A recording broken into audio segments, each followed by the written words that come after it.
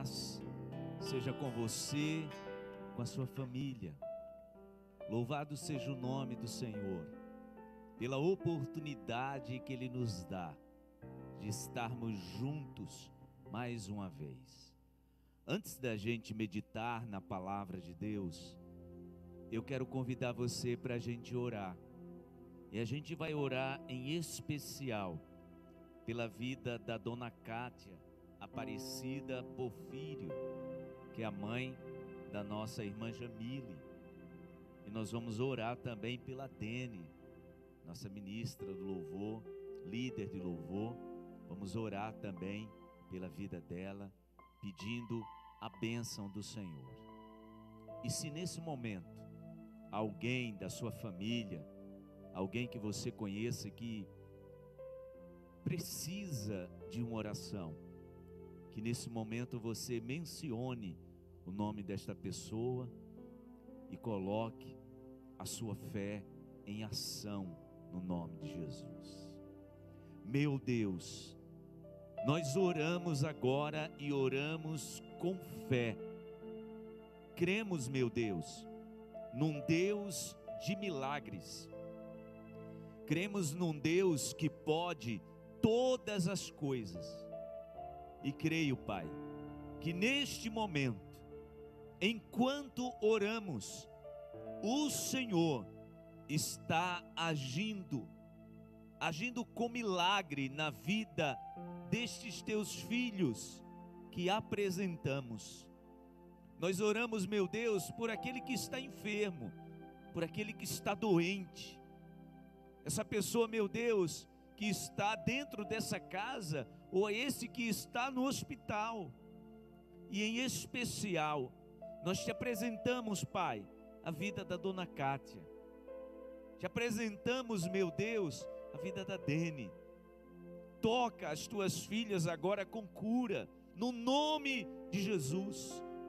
Tu és o Deus que nos sara, Jeová Rafá, o Deus que nos cura, Jeová Rafá, o Deus que nos sara.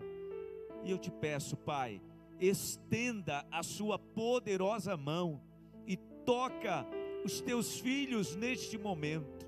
Toca com cura, meu Deus, no nome de Jesus. Que toda pessoa enferma receba o toque de cura do Senhor neste instante. Nós clamamos e já te agradecemos. E te agradecemos, meu Deus, porque cremos no milagre. Te agradecemos e te louvamos no nome de Jesus. Amém e amém. Diga aí na sua casa, eu creio. Diga aí na sua casa, eu creio que o milagre de cura chegou sobre a minha vida, chegou sobre a minha família, no nome de Jesus. Amém? Graças a Deus. Que bom que a gente está junto nessa quarta da unção da vitória. Que bom a gente já ter louvado e adorado ao Senhor. E eu sei que Deus tem mais para as nossas vidas. Amém? Eu sei que Deus tem mais para a tua vida. Então agora eu te convido a colocar assim a mão direita na altura do teu coração, a fechar os teus olhos e dizer nesse momento: meu Deus, o meu coração está preparado para receber a tua palavra. Venha falar comigo. Amém e amém. Abra sua Bíblia no segundo livro de Reis. No segundo livro de Reis, no capítulo 17. Segundo Reis, capítulo 17.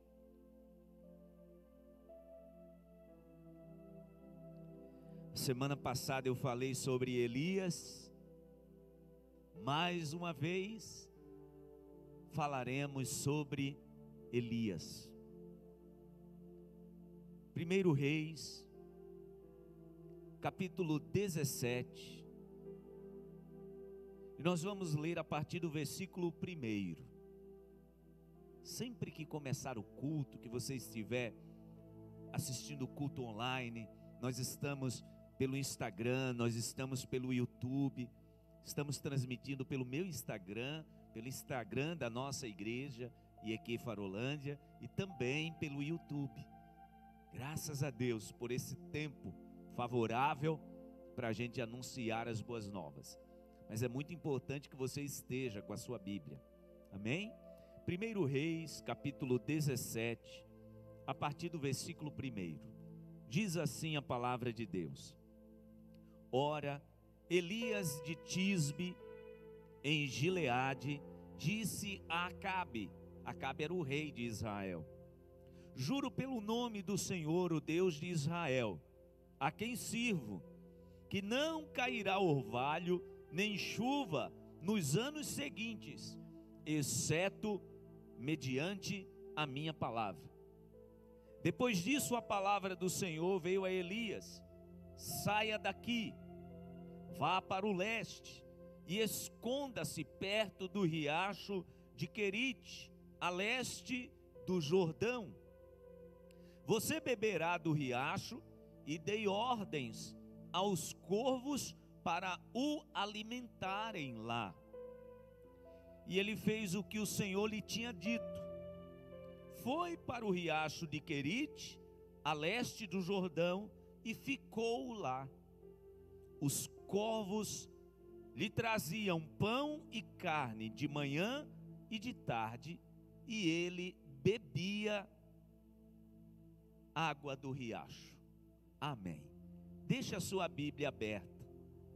A gente vai voltar a ler a palavra mais um pouco. Essa história, irmãos, fala de um tempo de crise. Essa história fala de um tempo de privação.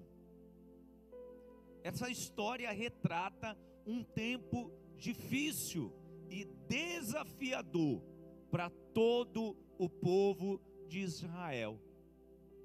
E isso se assemelha com os dias que nós estamos vivendo. Nós estamos vivendo sim um tempo de crise. Nós estamos vivendo sim um tempo desafiador. Estamos vivendo um tempo de privação. Então, o tempo que nós estamos vivendo se assemelha com aquele tempo que Elias estava vivendo.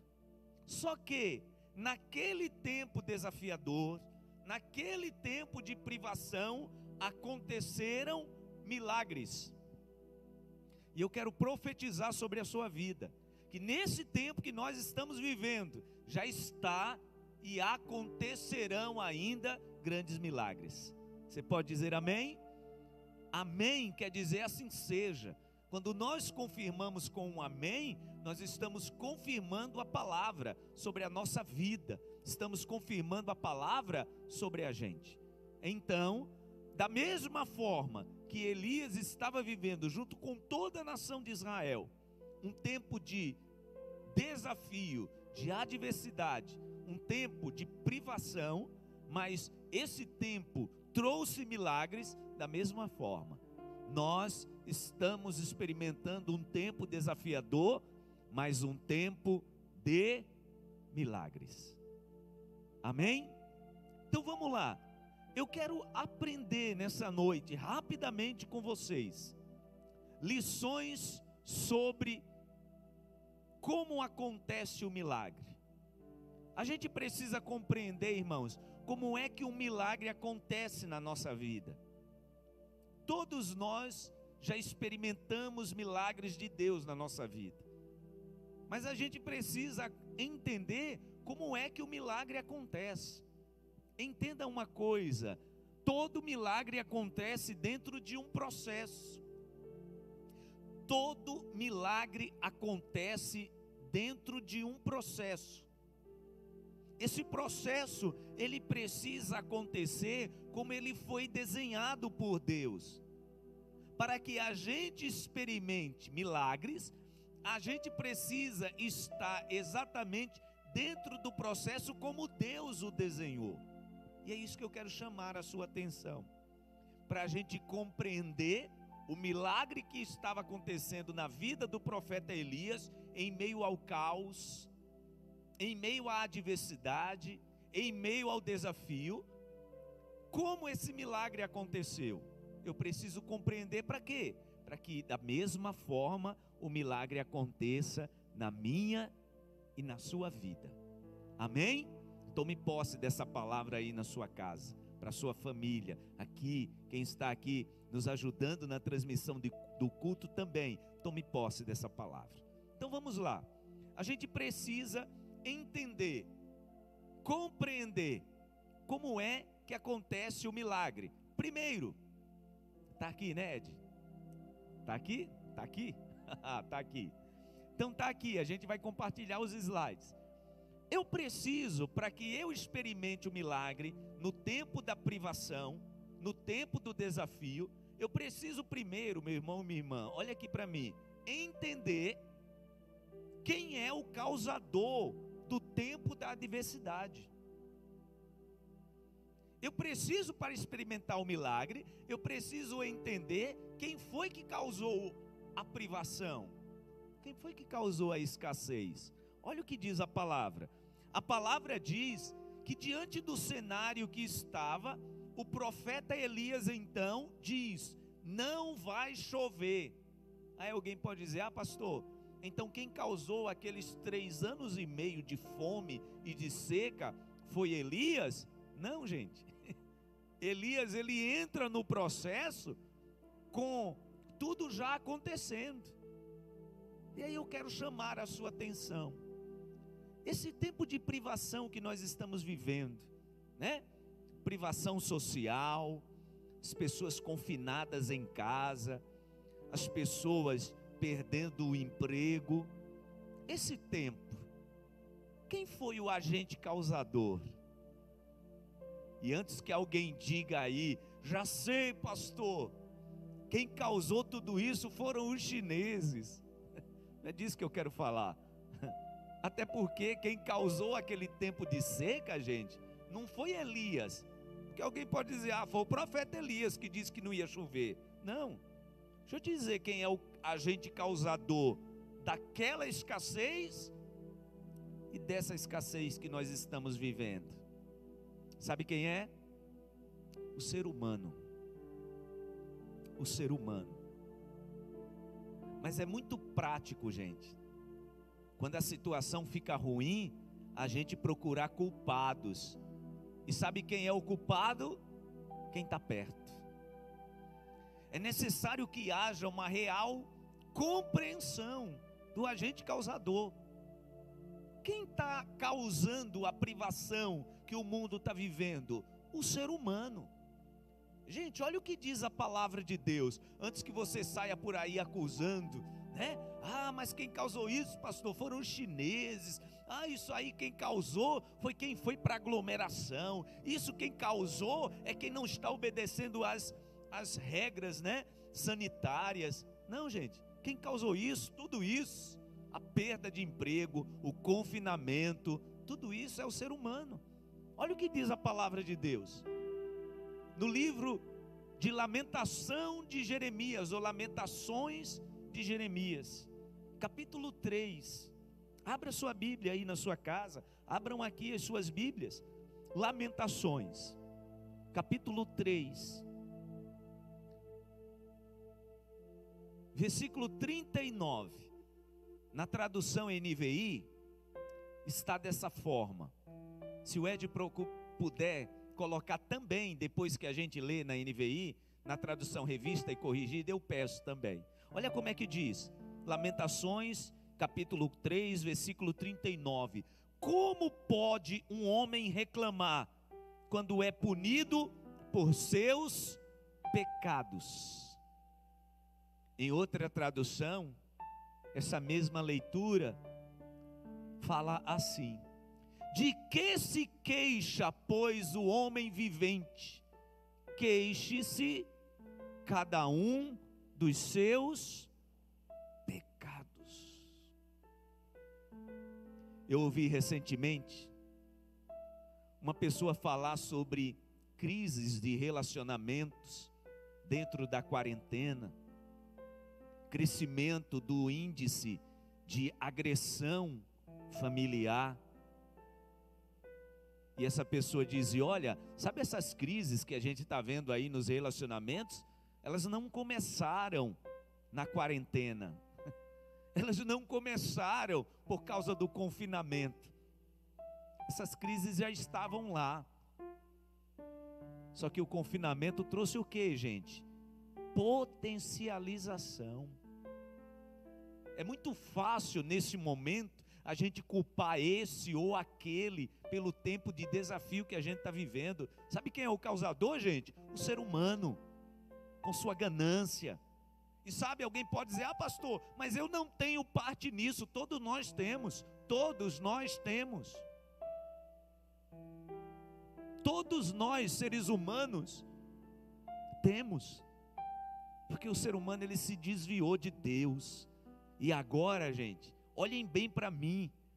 Agora não é tempo da gente agir como Adão, como Eva. Quando o negócio apertou, que Deus pergunta: por que você fez isso, Adão? Ah, a culpa não é minha não, foi a mulher que o Senhor me deu. Gente, olha o caráter de Adão.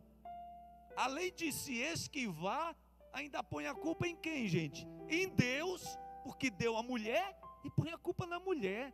Meu Deus, isso, gente, é o retrato do ser humano.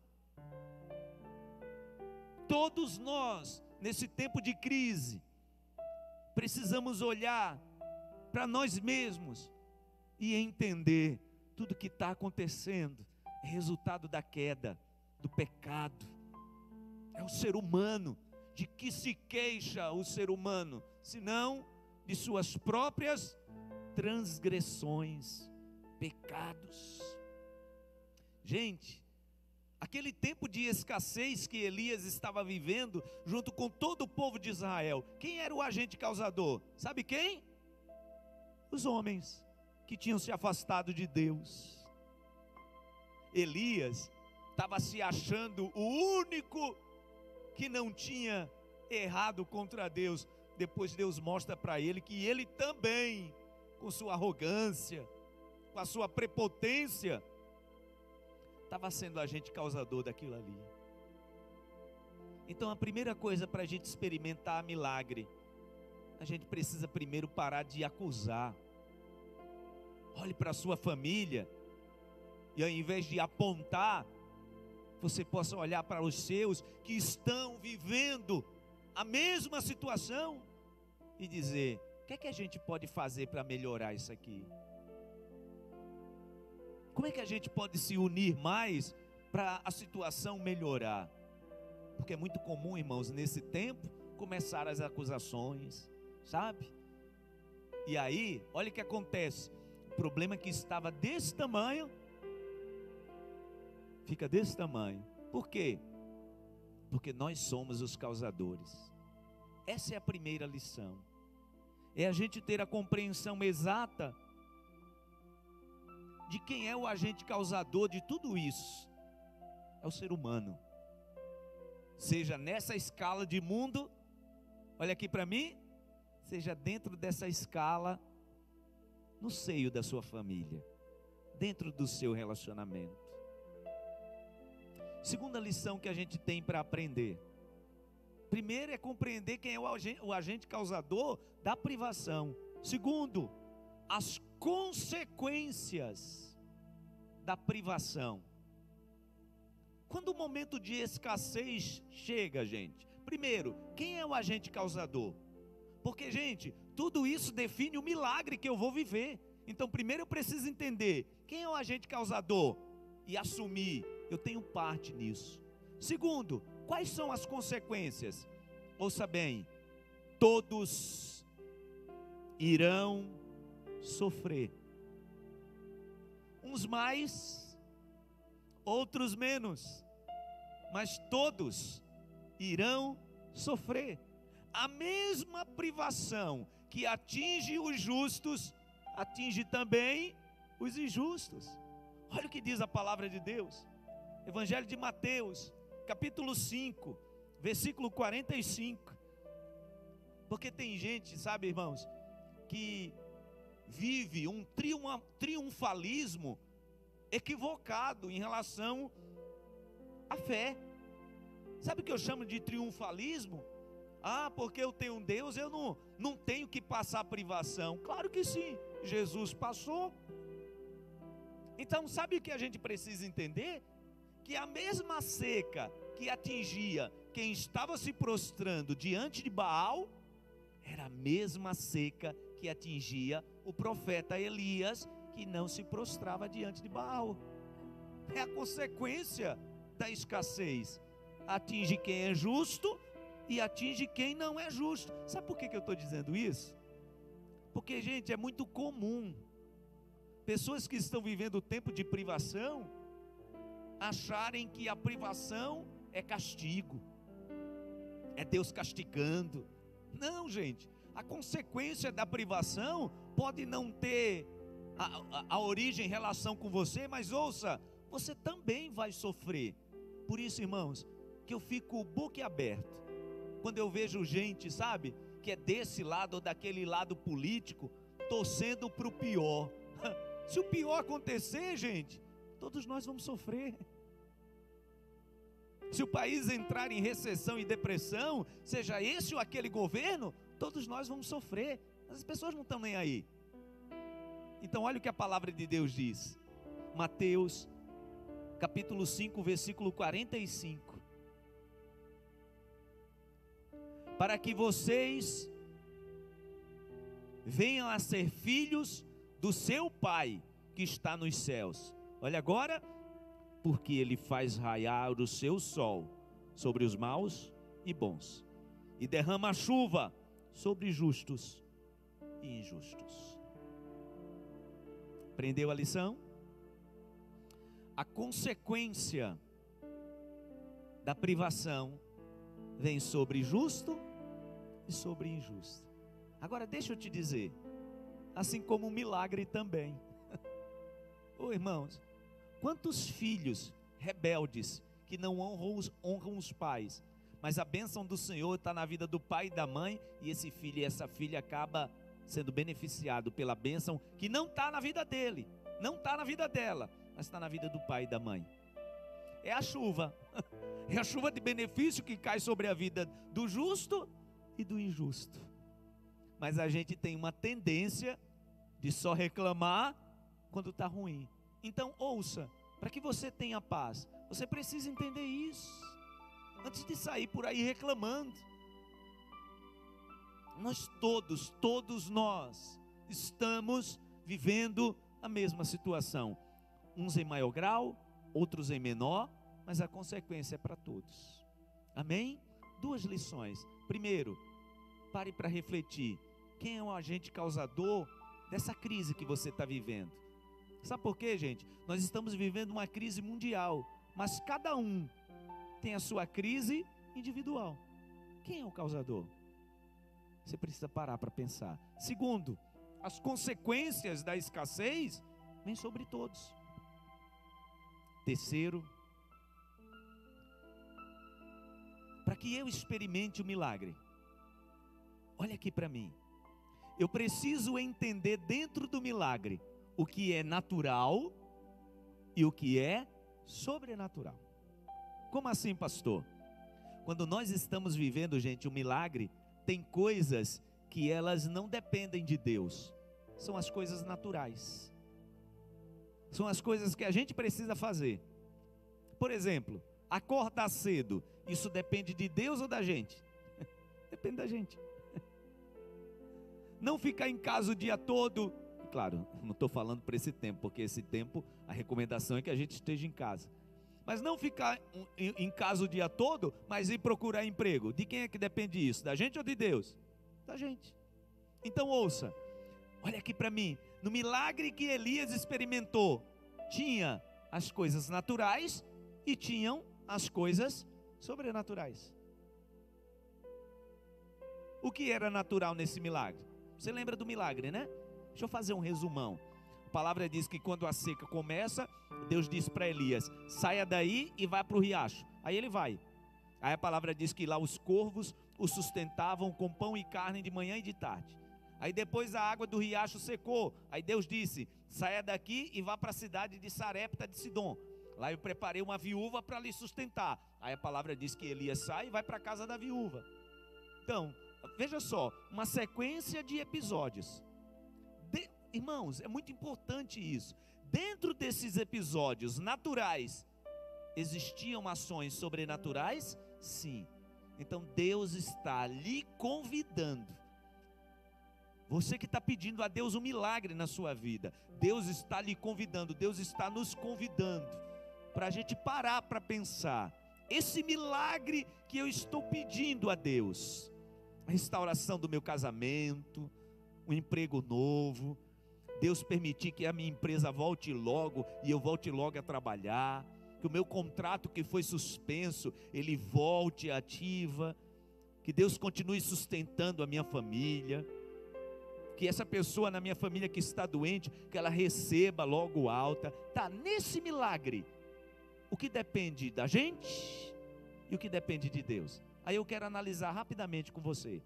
Dentro do milagre de Elias, gente, de ser sustentado na escassez, o que dependia dele? Olha o que diz a palavra: saia daqui e vá para leste e esconda-se perto do riacho de Querite.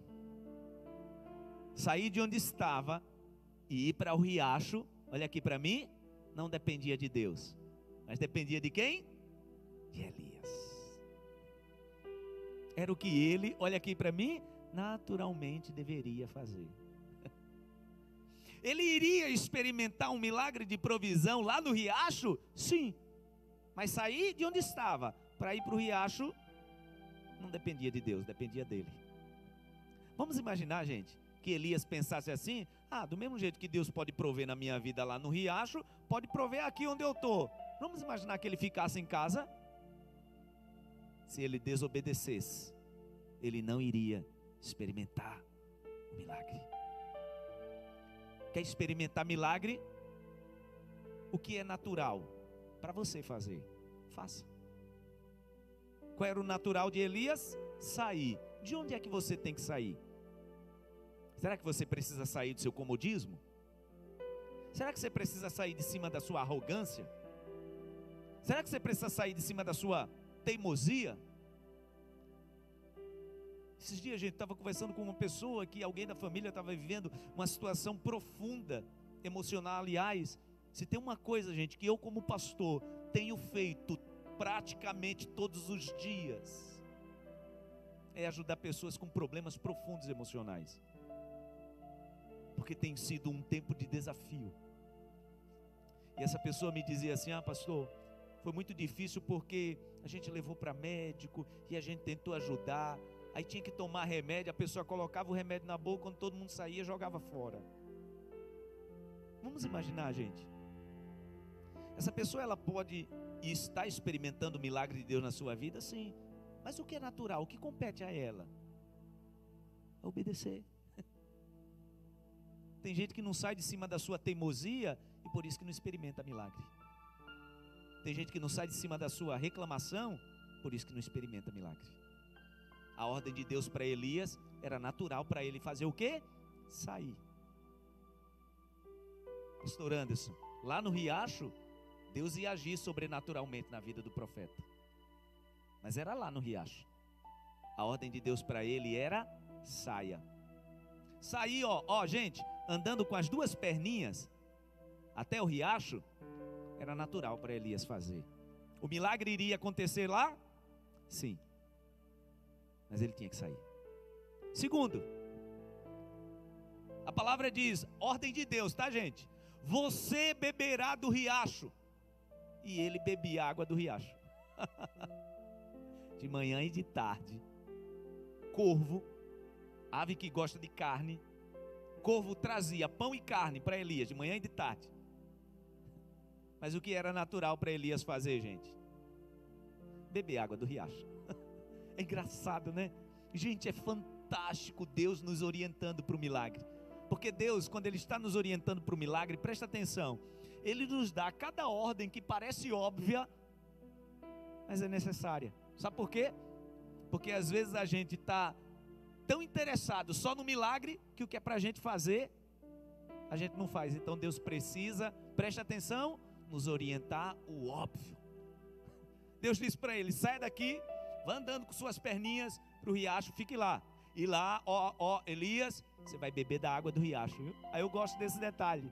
A narrativa é impressionante. A Bíblia diz que ele bebia a água do riacho. Alguém pode estar pensando: ô pastor, que bobagem.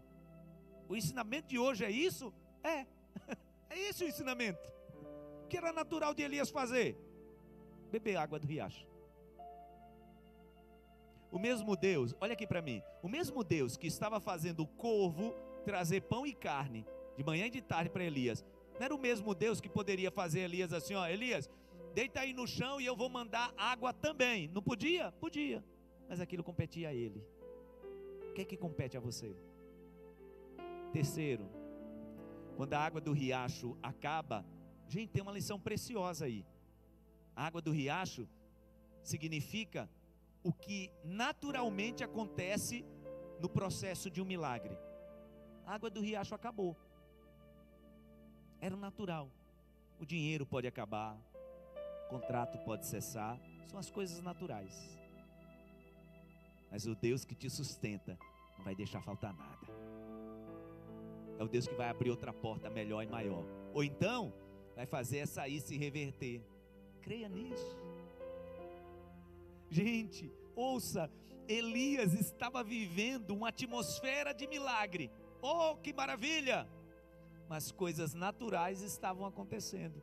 O riacho secou.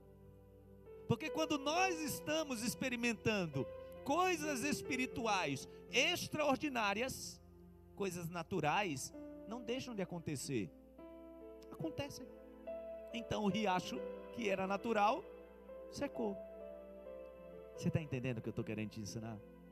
Aí Deus disse para ele: vai imediatamente para a cidade de Sarepta e fique por lá. Aí a palavra diz que ele saiu, não diz assim, né? Mas a palavra diz que ele saiu com as duas perninhas dele. O riacho tinha secado. E ele foi para a cidade de Sarepta de Sidom, com as duas perninhas dele.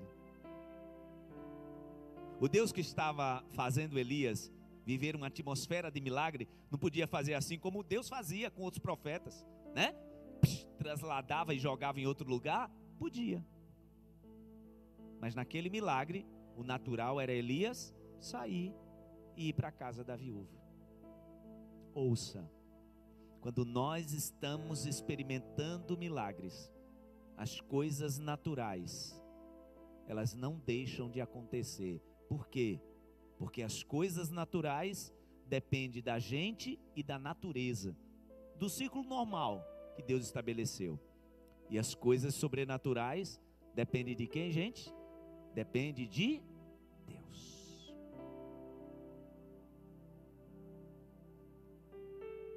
Aí a palavra diz que Elias sai dali, chega lá na cidade, encontra uma viúva. A viúva está colhendo uns gravetos. Aí ele diz: olha, me dá um pouco de água. Aí ela sai para pegar. Quando ela está saindo, ele diz: espera aí, aproveita e traz um pão para mim, um pedaço de pão. Ela disse: olha, juro pelo nome do Senhor que eu não tenho. Está vendo esses gravetos aqui? Vou preparar uma última refeição para mim e para o meu filho. A gente vai comer e depois a gente vai morrer. Era a expectativa daquela mulher naquele tempo de privação. Possa ser que esteja a tua vida semelhante assim. Tua expectativa pode estar lá embaixo, como daquela mulher. A expectativa dela era comer o último pedaço de pão e morrer.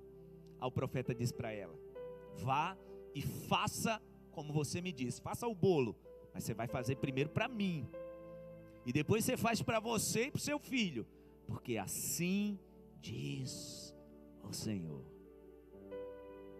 Ah, quando o profeta disse assim diz o Senhor, começou o sobrenatural. Aí ele disse: olha, no tempo da seca não vai faltar farinha na tua casa, nem vai faltar azeite. Aí a palavra diz que a mulher sai dali, faz um pão, entrega para o profeta e ainda tem farinha dentro da panela. Faz um pão para ela e para o filho, ainda tem farinha dentro da panela. E no outro dia também, e no outro dia também. A Bíblia diz que enquanto durou aquela escassez, teve comida na casa daquela mulher. Mas o que foi natural, gente, naquele milagre? Multiplicar a farinha e o azeite, quem fez isso? Deus. Fazer o pão, quem fez? Mulher. O natural, Deus não podia fazer um milagre assim. Vamos imaginar, gente, Deus fazendo um milagre extraordinário. De repente Deus, olha, plim, já apareceu o pão pronto. Não podia ou não podia? Claro que podia, ele pode todas as coisas. Ele mandava o pão pronto para Elias lá no riacho. Ali na casa não. Ali na casa quem tinha que agir de forma natural, todos os dias, fazendo um pão para o profeta, para ela e para o filho, era a mulher. Quando as coisas naturais estão acontecendo, as coisas sobrenaturais não deixam de acontecer. Quando as coisas sobrenaturais estão acontecendo, as coisas naturais não deixam de acontecer. Vamos para a parte final? Falei até agora das coisas naturais. E as coisas sobrenaturais? Primeiro, Deus diz: dei ordem aos corvos. Gente, pássaro que gosta de comer, levava comida para o profeta. Eu não quero nem explicar isso aí. Era o sobrenatural. Segundo, a palavra diz que os corvos traziam pão e carne de manhã e de tarde. Aí, olha aqui para mim, isso não dependia de Elias. Isso não dependia de Elias. Dependia de quem, gente? Dependia de Deus. De Elias dependia comer e beber água do riacho. Terceiro, quando ele vai para a casa da mulher, a palavra diz que aconteceu que a comida durou muito tempo. Todo o tempo da seca. Não faltou. Aquilo era o sobrenatural. Tome posse dessa palavra e viva o seu milagre. Coloque a tua mão na altura do teu coração e feche os teus olhos. Eu quero terminar esse nosso culto orando, pedindo a bênção do Senhor, declarando a bênção do Senhor sobre a tua família. Pelo Instagram, nós já estamos indo para a parte final, mas pelo YouTube a gente vai continuar, porque eu quero que o pastor Anderson ainda ministre uma canção, tá? Então, se acabar a live do Instagram, se você puder, corre lá para o nosso YouTube, EQ Farolândia, e você vai continuar adorando ao Senhor. Obrigado, meu Deus. Eu quero te agradecer pelo teu cuidado, pelo teu zelo. Eu tenho certeza que todos nós estamos, meu Deus, vivendo um tempo muito desafiador, mas estamos vivendo também um tempo de muitos milagres. Um tempo, meu Deus, onde as coisas naturais seguem o curso e as coisas sobrenaturais seguem o curso. Uma coisa, meu Deus, não interrompe a outra. Há uma lição profunda do Senhor para as nossas vidas nesse dia. Que o Senhor levante esse teu filho e essa tua filha, no nome de Jesus. Que ele, que ela se levante para fazer o que é sua responsabilidade. E que o Senhor continue fazendo corvos trazerem pão e carne. Que o Senhor continue multiplicando na casa de viúvas. Que viúvas continuem fazendo, meu Deus, pão em abundância, até a escassez terminar. Oh, meu Deus. A lição mais preciosa que a gente aprende é que não foi para o resto da vida que Elias ficou comendo na casa daquela viúva. Foi só por um tempo. E eu creio, meu Deus, que esta pessoa apenas por um tempo viverá esse milagre de provisão. E depois o Senhor vai prosperar de tal modo, que vai vir um tempo de abundância, um tempo tão grande de abundância. Eu creio, meu Deus, eu creio que é exatamente isso que o Senhor tem preparado para a nossa nação. Eu creio que o Senhor está preparando um tempo de abundância para o nosso país, para esse pai de família, para essa mãe, para esse estudante, para esse empresário, para esse empreendedor. Eu creio um tempo de abundância. Eu creio, meu Deus, e esta pessoa fará naturalmente o que lhe compete fazer, e o Senhor continuará provendo sobrenaturalmente sobre a vida desse teu filho e dessa tua filha. Tempo de milagre. Eu quero declarar formado, meu Deus, mais um elo deste propósito, desta corrente, desta campanha de fé, a unção da vitória. Eu consagro a Ti este óleo, em nome do Pai, do Filho e do Espírito Santo de Deus. Que esta família seja ungida agora, no poder do Senhor. Amém e amém. A Ti eu vou clamar, pois tudo vem de Ti e tudo está em Ti. Por Ti vou caminhar, Tu és a direção.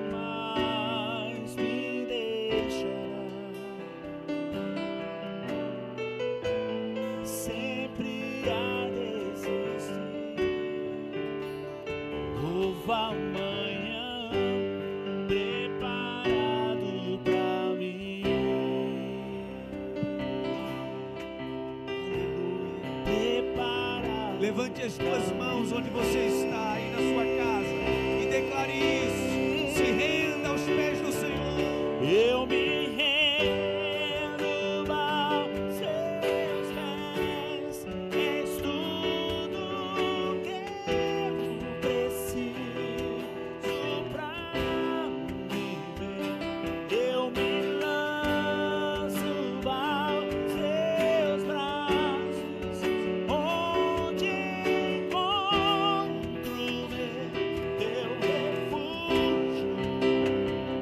Eu me rendo aos Seus pés. És tudo que eu preciso pra viver. Eu me lanço aos Seus braços, onde encontro meu refúgio. Levante as duas mãos para os céus e declare: Jesus,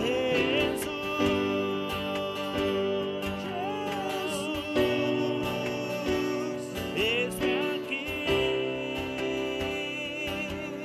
declare, Jesus, eis-me aqui. Jesus,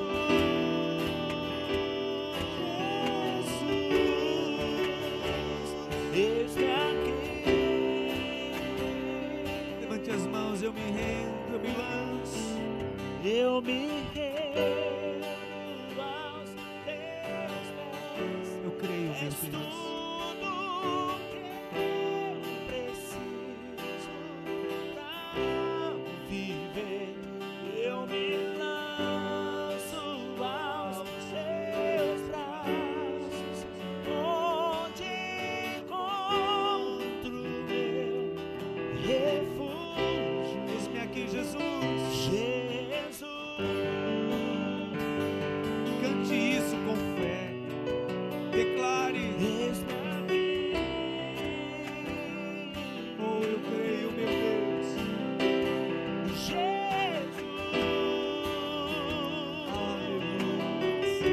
A unção de vitória de Deus está sobre a tua vida. Obrigado, meu Deus, por esta noite tão especial. Declara a tua bênção na vida dos teus filhos. Declara a tua bênção, meu Deus, sobre esta família. Que os teus filhos continuem experimentando do teu sobrenatural. E que continuem, meu Deus, fazendo aquilo que é naturalmente necessário nesse tempo de adversidade.